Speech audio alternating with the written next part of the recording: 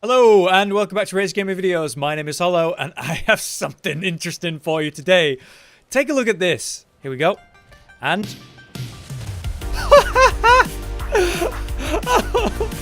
Alright. What would you call that? Would you call that a one-shot? That's heaven. That's heaven. That's heaven right there. Behind her, press the shoulder and R2. There we go. And then jump R2. Okay. Come on. Just a bit more stamina. Yeah, I mean, that'll do, right? That'll do. Yeah, the last time I showed myself absolutely dominating Margit in this way was with the Hoarfrost Stomp and with the Sword of Night and Flame. These two weapons were absolutely broken, and what was happening was the speedrunners using any percent rules or all remembrance rules were either using the Hoarfrost Stomp or using the laser, the night aspect of the Sword of Night and Flame, to absolutely dumpster bosses, doing their speedrun runs to complete the game as fast as possible. To do that, they're obviously going to need these crazy builds that are super strong. They want to use the absolute peak maximum strength that they can also get their hands on as early as possible, right? So I made a video about that. Like, okay, so they're using this weapon with this Ash of War, and they're doing it in this way, and they're getting it to +9 this quickly in these ways. And yeah, it was interesting. Personally, I find it really interesting. I really enjoy watching it, and I wanted to talk about it. So I did, and I made a video, and they nerfed it the next day. Like, literally the next day it got nerfed, man. So yeah, a bit heartbroken over that, but what can you do? It's understandable. It was using Royal Knight's Resolve to basically buff up your next spell, or Ash of War, for the next 8 seconds and make it crazy strong. It's not meant to work like that, and I said in that video, I don't know how long this is going to last. Surely they're going to fix this. And they did. The next day, man. Since then, the streamers, the speedrunners, they've been trying to work out, okay, what's the best alternative? What's the best legit option to beat bosses? And they were kind of settling on some interesting options. There was things like Rivers of Blood. There was the Golden Halberd from the Tree Sentinel at the beginning of the game. It was really interesting stuff to watch. And then I load up Elijah's stream today, like, oh, I wonder what he's up to, what he's testing today. And he's absolutely dumbstring bosses again. He's using some crazy combination that, yeah, this doesn't look right. What's going on here? Something's not quite right. Now, I don't know if Elijah found this himself or whether he found it from some other source, but this is where I saw it, so I want to acknowledge that. Elijah's not just a great speedrunner and very fun to watch because of that, but he's also a very entertaining streamer, so I really recommend you check him out. But what's happening here? It's a new glitch. It's something that is very much unintended, and you can use it to, again, dumpster bosses in the same way you were dumpstering them with the Sword of Night and Flame. As you can see, I'm holding a katana, a Nuchi katana, and I'm holding this other strange weapon, the Bloody Helice. It is a heavy thrusting sword by its own description. How it all works is it comes from the Ash of War. War Cry gives you a buff, so you'll yell, and you get about a 5% damage buff for something like 8 seconds. Kind of like Royal Knight's Resolve, I suppose, in a way. So this is my normal R2 with the katana, right? And when I do the War Cry, I get that damage buff, I'm all lit up, costs some FP, and now my R2 looks like this.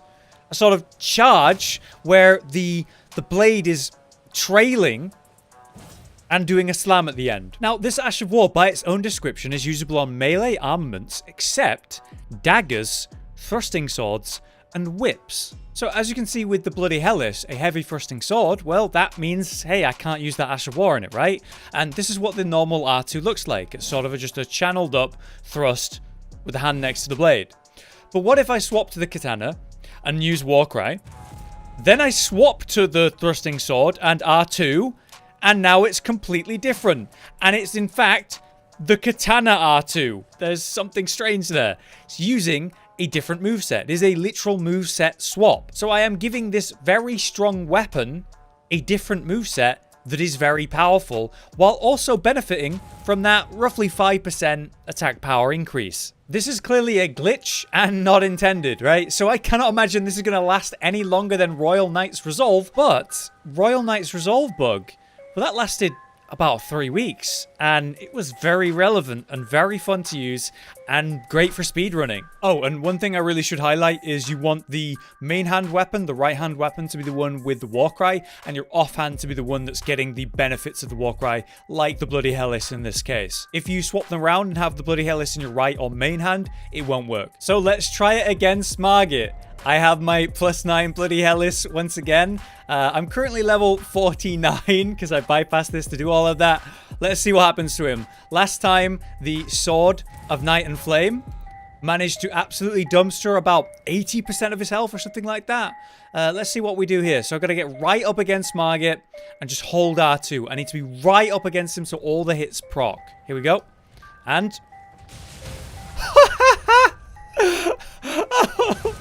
All right. What would you call that? Would you call that a one-shot? All right, we're here to try it against Godric. Let's run down and buff. Two-hand the actual weapon of our choice. Roll the attack. We're going to R2. I think I want to be closer than that. I mean, it's still good damage. You want to kind of press your right side into it so that you get those proc hits like so. Still, to get him into phase 2 on one single attack, that's not bad. Let's run along the side and finish this poor man off. Oh my god. Alright, this is going to be interesting. This wolf is even going to be a nightmare or heaven. That's heaven. That's heaven. That's heaven right there. He's so fast, I wasn't sure if I would get the R2 off. And now, what about Renala? Okay, let's buff up. Correct weapon. R2. I want to be closer than that. Oh my god, that damage is ridiculous. Full R2. There we go. If I press myself up against her, you know, really press my shoulder against her, that's going to get her properly from the get-go. I hope it lasts long enough. Behind her, press the shoulder and R2. There we go. And then jump R2. Okay. Come on. Just a bit more stamina. Yeah, I mean, that'll do, right? That'll do. To get your own Bloody Helice weapon, then, you're going to want to come here on the Altus Plateau area. The nearest Grace being the Bridge of Iniquity, and we're going to come to the ruins straight ahead of that, to the east of that Grace, and jump up here. And you've got a boss fight in the ruins down below, in the Rifeblood ruins. Straight through here, and we're just going to come in and kill the boss. So I'm going to buff up. This boss is actually just a mini boss fight. We find them in other places in the world. Obviously, he's extremely easy to kill, a Sanguine Noble. I did this at something like level 30 or so on my character running for this video. Not really a problem, just to summon, and he's done and done. Behind him, though, in this room, is going to be a chest.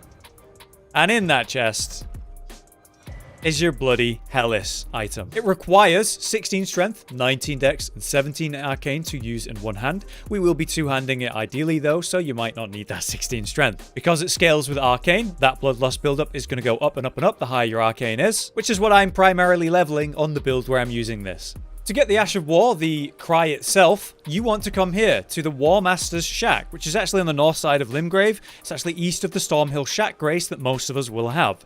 And during the day, a NPC will be here who will teach you Ashes of War. And he will actually teach you, of course, the War Cry, which is exactly what we want for our weapon. It doesn't really matter what you put this on, as long as you're putting it on a weapon that can use it, right? So whether that's a katana or a sword or whatever, as long as it can use the cry, you're good to go. And the Helice will actually get the katana R2. Doesn't matter what weapon you use to actually apply it. With this, you're absolutely able to dumpster bosses however you would like, as long as you press that shoulder in. And R2 to your heart's content. Good luck and have fun in your runs, and if you're going to try this weapon, maybe help yourself out with some bosses. If this video has been interesting or useful, do please like the video so we can keep making more videos like this. But until next time, I've been Hollow, you've been you. Thanks for watching. Josh, Cotton, and Hollow with the videos, dropping the humor like a hammer on your tippy toes, bringing entertainment on a daily arrangement to take our insanity and turn it into entertainment. Yes, I said entertainment twice, to reiterate that it is nice to look into your faces on a mostly daily basis when you let us in your homes to make the whole world a stage. Goodbye.